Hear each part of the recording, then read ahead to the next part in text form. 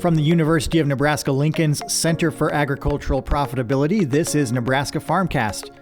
I'm Ryan Evans. With lower commodity prices and tight margins for ag producers this year, paying attention to the Farm Bill commodity programs like ARC and PLC will be an important part of a farm risk management plan. On this episode, we'll discuss the future of the Farm Bill safety net with Brad Lubben, Associate Professor and Extension Policy Specialist here at the University of Nebraska-Lincoln. In a pair of recent articles for Nebraska Farmer and the Center for Agricultural Profitability, Brad dives into the complexities of federal farm programs, especially as Congress works toward a new farm bill.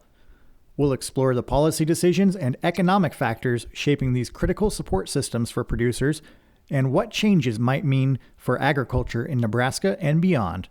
Brad, it's great to have you here again. Good to be with you. Here we are in fall 2024. The economy being what it is right now, commodity prices are lower.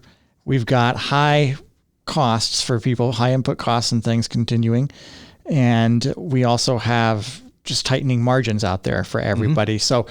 So how do these all tie into the Farm Bill's safety net programs, especially in this economy? How is that going to likely impact ARC and PLC in particular this year? Yeah. Well, Ryan, I think the changing economics and the changing attitudes amongst producers about the economic forecast ahead really increases the relevance of the safety net. If we talk about the very broad farm income safety net that's embedded in the Farm Bill, we typically are talking about commodity program support, crop insurance support, and disaster assistance programs, or at least standing disaster assistance programs. As we focus more on the commodity program support side, we're concerned about lower prices, high costs, tightening margins, and a question of how much support the commodity program may or may not provide. In the last several years, there's been very little support or payments out of the federal farm commodity programs because prices have been high relative to support levels. And even though they've been fluctuating and quite a bit of risk that producers face, they've been fluctuating at levels where supports generally didn't trigger very much. We may be in an environment now where suddenly those safety nets become more important year by year, and producers will have to really think about that going forward here. I understand from your article that's on our website at cap.unl.edu that 2023 program year payments are kind of just landing in bank accounts now in all likelihood. So with again, the market price is falling so much from last year for most commodities. Can you just walk through again how the market price is going to be expected to impact those payments so people know what to watch for? So 2023 is a good example. The harvest is already a year behind us, right? But the marketing year just wraps up at the end of August, which means that the official marketing year, national marketing year average price is known at the end of September, which is why payments are made in October. What we know from the 2023 crop is that prices had fallen sharply from the 2022 and from the a few years before that. So prices were down sharply, but they were falling from levels that were far above where the safety net triggered. And so even though prices were down, they ultimately ended up at levels that were still above the reference prices where PLC would trigger. That's the price loss coverage program, the price-based commodity program safety net. So market prices had fallen sharply, but they were still ending up above PLC reference prices, which meant for base acres enrolled in PLC, ultimately there was no payment made for the 23 crop. For the program base acres that were enrolled in ARC, there may be a payment depending upon where you're at, because ARC faced the same sort of price decline. But if you add a price decline and a yield decline in areas, counties where yields may have been down, then you ended up with a revenue loss that compounded that and ended up in areas where we ended up with substantial payments. And so there are a number of crops in a number of counties for specific irrigated versus non-irrigated practices where ARC triggered payments on the 2023 crop. And by the time we calculate out exactly what that means on an individual farm, if it's a ARC County payment blended for their irrigated, non-irrigated split on the farm, or if it's an ARC individual coverage payment, by the time we put all those together, we're probably talking tens of millions of dollars of total payments for the 23 crop year that ended up in bank accounts here. And helped out at least a little bit with cash flow this month here in October 24. How do you see the projections here, or perhaps the forecast looking forward, impacting cash flow, as you mentioned? And then even just, is there advice that you have for producers and what to watch for? You mentioned that the 5-year moving average price really impacts the levels of support that are going to come. So are there things that producers can do or think about or look at when these price trends in their long-term risk management planning? Well, producers certainly want to think about how the commodity program safety net fits with their other safety net tools, and trying to understand where commodity program support is, where crop insurance support may be, where standing disaster assistance programs or other assistance marketing decisions and so forth come in. It's worth noting that crop insurance programs potential support is growing. The 23 crop I talked about basically had limited support, except under ARC in some places because of lower than average yields. But compare that to 24. The price projection, if we use corn as an example, the final national marketing average price for corn for the 23 crop was $4.55 a bushel. The current projection for the 24 crop, if we look at USDA supply and demand numbers, the current projection is $4.10. So we're dropping roughly 10% year over year here in terms of price projections. Well, at the same time that market prices look like they're going down, the safety net's actually going up because of that 5-year moving average. You look back 5 years at higher price years, that calculates into an average, and the moving average is still going up. Well, the moving average means that the reference price for corn went from $3.70, where it was legislated in the Farm Bill for previous years. It was $3.70 in the 2023 crop year, but because of the moving average, it moved up to $4.01 for the 24 crop year. If we have a $4.10 price projection against a $4.01 safety net, it still doesn't project a big payment at the moment, but it's certainly a lot closer to providing support and downside risk protection than it did before.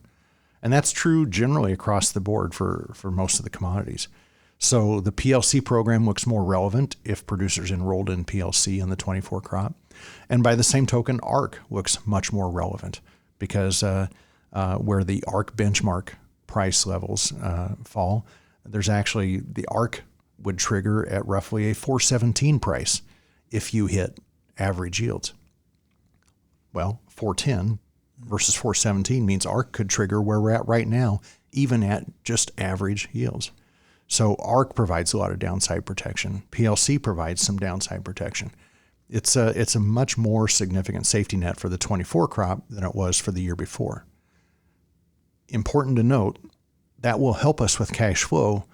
That will help us with cash flow in October of 2025, right? We have to wait for the marketing year to play out. We have to calculate final marketing year prices before we calculate actual payments. But at least it's an expectation for cash flow that we haven't seen in recent years. If we look ahead yet one more year, 2025 crop ahead of us, we're just maybe beginning to make planning decisions on inputs and enterprise mix or crop mix. Well, the 2025 safety net could actually be bigger yet. Frankly, at the moment, we don't have a 25 safety net in front of us because we don't have a new farm bill. Whether we have a new farm bill that might actually raise some of the support levels for commodity programs and crop insurance, or whether we somehow get to a simple extension of existing policy before the end of the year, we could well have a 25 commodity program safety net that even under the existing formula increases the support levels yet further.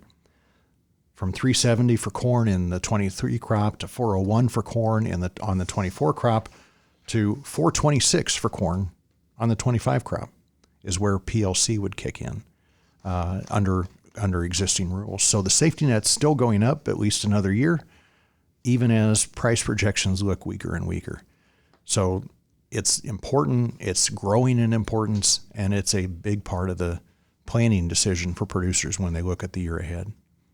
And certainly as we await congressional action on a farm bill, is there anything else they should be doing just to prepare for any potential changes that might come with commodity programs? Well, I think the one question is, you might conservatively project for the status quo.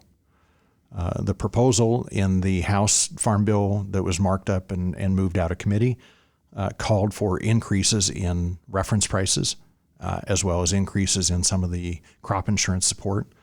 The Senate did not move a bill even through committee yet, but the talking points or the concept paper from the Senate called for an increase in reference prices and crop insurance support. If there is new language moving in a farm bill in one way or another, it looks like the push is for a stronger safety net. Of course, a stronger safety net costs more money in the federal budget, and there's still a debate about how to pay for it. That's another discussion. But if there is any movement, it looks like a stronger safety net. And even if there's not, it looks like a stronger safety net if we simply extend the existing policy. So what can producers actually do for the year ahead? Well, I think as producers think about plans for what they do with the 24 crop and what they do in the 25 crop year ahead, remember that a good risk management strategy is comprehensive. The commodity program matters, and it is growing in importance here, it looks like. But don't forget that the commodity program is just part of it. The crop insurance program, a good marketing decision, a financial management plan, they're all part of positioning an operation to succeed in spite of tighter margins and the current outlook. And it helps position operation to manage the potential downside risk that we have ahead. That's Brad Lubben, Associate Professor and Ag Policy Specialist with the Center for Ag Profitability at the University of Nebraska-Lincoln. You can find his latest articles about the Farm Bill safety net programs on our center's website at cap.unl.edu. Thanks, Brad. Thank you. Nebraska Farmcast is a production of the Center for Agricultural Profitability at the University of Nebraska-Lincoln. For the latest research-based information and education resources to manage your farm or ranch operation, visit our website at cap.unl.edu. That's cap.unl.edu.